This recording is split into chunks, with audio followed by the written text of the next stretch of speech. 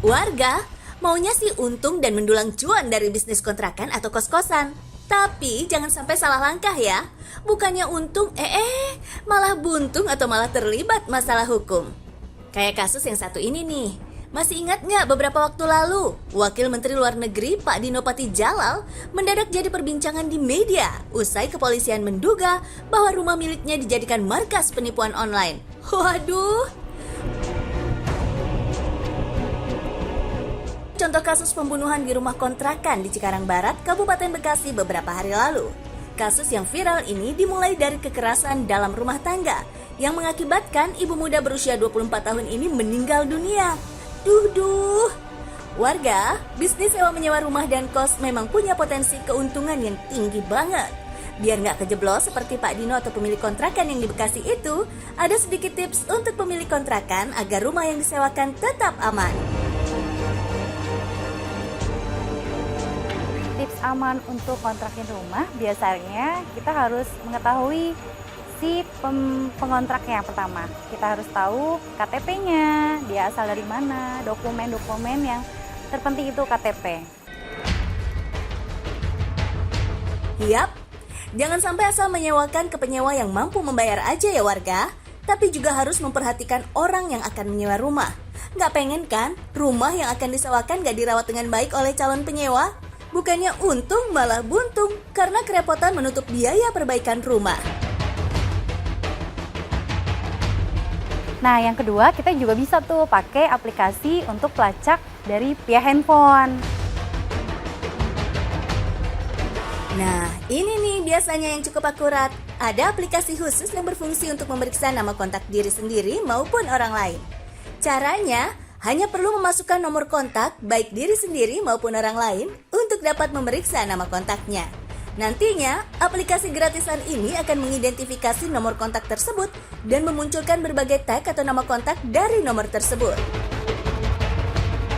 Nah, yang ketiga, kita biasanya maunya 1 tahun nih Kak, nggak mau tuh ya yang 1 bulan. Karena biasanya kalau 1 bulan itu niatnya udah nggak bener deh. Dan buat kita pemiliknya repot juga. Ini termasuk salah satu red flag untuk pemilik kontrakan warga. Konon katanya sih, penyewa yang cuma minta durasi menyewa 1 bulan aja, biasanya sih punya niat yang kurang bagus. Apalagi kalau pekerjaan yang mau nyewa nggak jelas-jelas banget. Tanda-tanda tuh warga. Nah, yang keempat, kita main feeling nih Kak. Biasanya saya tanya dulu, ini untuk apa ya kebutuhannya? Bapaknya pedagang atau mbaknya nih kuliah atau masih sekolah atau ibu rumah tangga. Kadang dari gelagat juga kelihatan ya. Nggak bisa dipungkiri sih warga, biasanya feeling emang nggak pernah salah. Lebih baik waspada daripada kecolongan, ya kan? Nah, kalau kira-kira cocok dengan penyewa dan bau-baunya akan deal, nggak ada salahnya untuk mengenalkan ke Pak RT setempat. Nah, yang satu ini nih, hukumnya fardu ain alias wajib banget.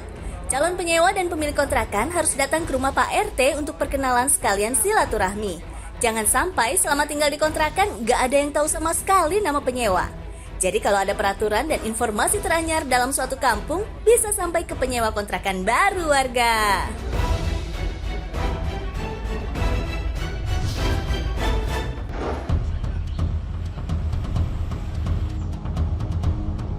Warga, punya rumah sendiri tentu idaman setiap orang loh, ya kan? Siapa hayo yang gak pengen punya rumah sendiri? Tapi zaman now, ada juga loh orang-orang yang gak mau punya rumah sendiri. Alasannya sih banyak ya, mulai dari malas berhutang karena menyicil rumah, sampai alasan praktis agar dekat dengan pusat kota atau tempat bekerja. Sebenarnya nggak ada yang salah antara beli atau sewa. Tapi kalau dihitung ulang, sewa rumah pasti lebih menguntungkan daripada beli rumah. Soalnya dengan menyewa, warga tidak akan kehilangan tabungan dalam jumlah besar. Tapi gimana kata para millennials ini ya? Kira-kira mereka lebih prefer sewa atau langsung beli rumah aja? Menurut aku, untuk sekarang ya, untuk aku yang anak muda ini, aku prefer sewa dulu sih, ngontrak dulu. Soalnya kan harga rumah sama harga tanah kan mahal-mahal ya sekarang. Kalau menurut aku sih lebih enak beli rumah ya, dengan kan sekarang banyak tuh rumah yang subsidi yang cicilannya murah meriah.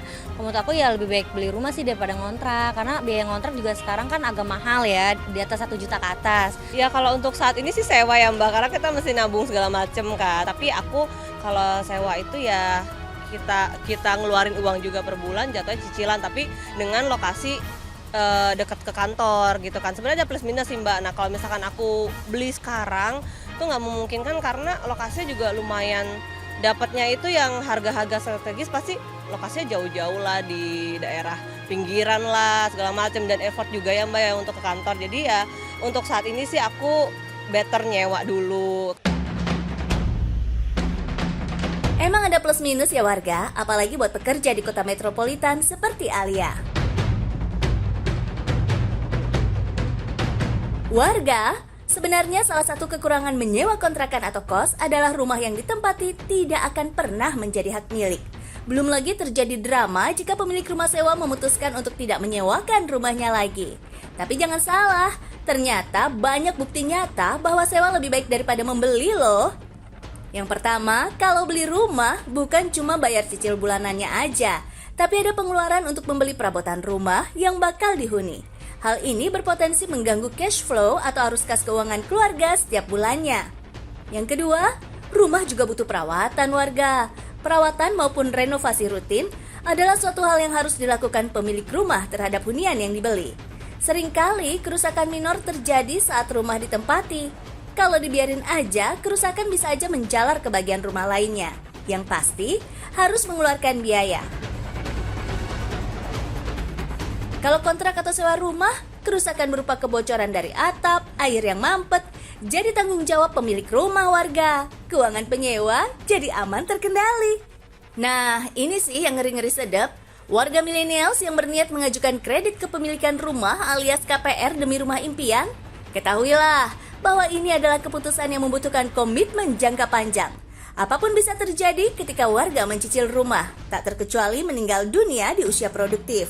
Saat hal itu terjadi, maka warga akan mewariskan utang tersebut ke pasangan, anak, atau keluarga yang ditinggalkan.